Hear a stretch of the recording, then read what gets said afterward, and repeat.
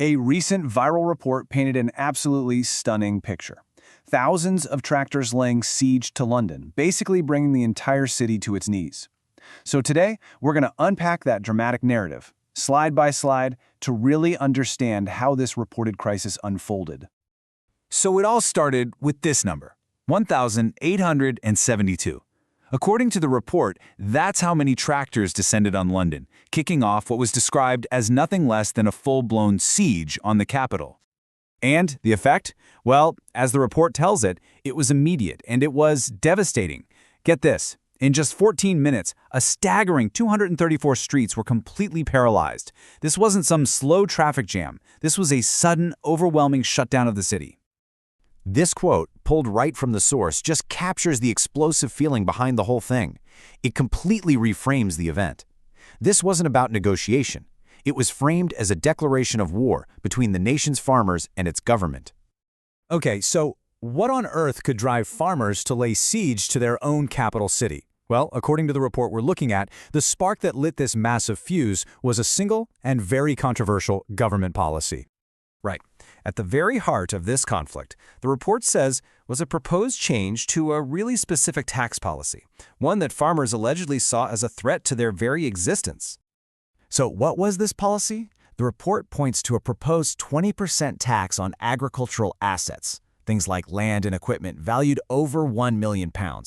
And here's the crucial part. This wasn't a tax on profit. It was a tax on the value of the farm itself. And this is where you really see the two sides of the story just collide. According to the source, the government saw a £3 million asset and a tax loophole that needed closing. The farmers, on the other hand, saw a family business that was maybe making less than £30,000 a year. The report presents these as two completely separate realities that just could not be reconciled. To put this in really stark terms, the report claims that a farmer's kids could face an immediate £500,000 tax bill the moment a parent dies. With almost no cash on hand, the only option described is to sell the farm, which would effectively kill a family business that might have been around for generations. Okay, so with that context, let's look at how all that anger reportedly turned into action. The source doesn't describe a simple traffic jam, it details a rapid, calculated, and frankly, overwhelming operation. The timeline presented in the report is just breathtaking in how fast it all happened. Within a single hour, the situation allegedly goes from highways being cut off to the entire government district being sealed off, with the absolutely shocking claim that tanks were deployed on the streets. And this wasn't chaos. According to the source, it was pure strategy. The report describes these deliberate tactics, targeting supply choke points, using 10-ton tractors to just overpower police lines, and barricading exits. The goal seems pretty simple: paralyze the city's entire supply chain. This quote, supposedly from a police radio transmission, it just paints this picture of total chaos on the ground. It suggests a police force completely overwhelmed by the sheer size and power of the machinery they were up against. The report claims the protests quickly spiraled, pulling in other groups. Truckers allegedly threatened to do a repeat of the 2000 fuel crisis. At the same time, other masked groups reportedly joined in with their own agendas, attacking police and marching on hotels with anti-immigration slogans. So, what was the real-world impact of this reported siege? Well, the narrative describes a capital city that was pushed to the absolute brink of collapse. The financial damage was immediate. The report cites analysts who estimated the economic cost at a staggering £82 million per day. It's a pretty stark reminder of just how vulnerable the capital is when its logistics break down. But money is one thing. There was a much more urgent human cost. The report made the alarming claim that London supermarkets were just 2 to 3 days away from empty shelves, which threatened the food supply for millions of people. And the government's response to all this? According to the source, it was total paralysis. Police directives were described as surrender disguised as protocol, basically telling officers to maintain order, but not to actually engage with the machinery that was causing all the chaos.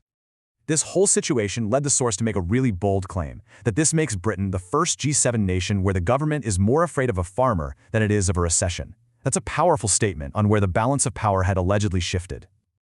So this all builds to a super high-stakes standoff. The city is choked, supplies are running low, and the report describes this dangerous impasse where it seems like neither side is willing to blink first. The protesters' demand was presented as brutally simple and totally non-negotiable, a complete repeal of the tax changes. The message, as quoted in the source, was an ultimatum: kill the tax or we kill the entire country's agriculture. The report also brings up this perceived double standard in policing. It contrasts the gentle handling allegedly given to climate activists with the heavy-handed response reportedly faced by the farmers, and that fueled what the source describes as a deep, deep sense of betrayal. This simple phrase, reportedly seen on signs all over the protest, it became the rallying cry. It perfectly sums up the entire movement's core argument, that the nation's food security is tied directly to the survival of its farmers. And this whole narrative leaves us with a really provocative final question. When the state and the people who produce its food are at war, who truly ends up paying the price? It's a question that really forces you to think about the ultimate cost when there's a breakdown between a government and the people who feed its nation.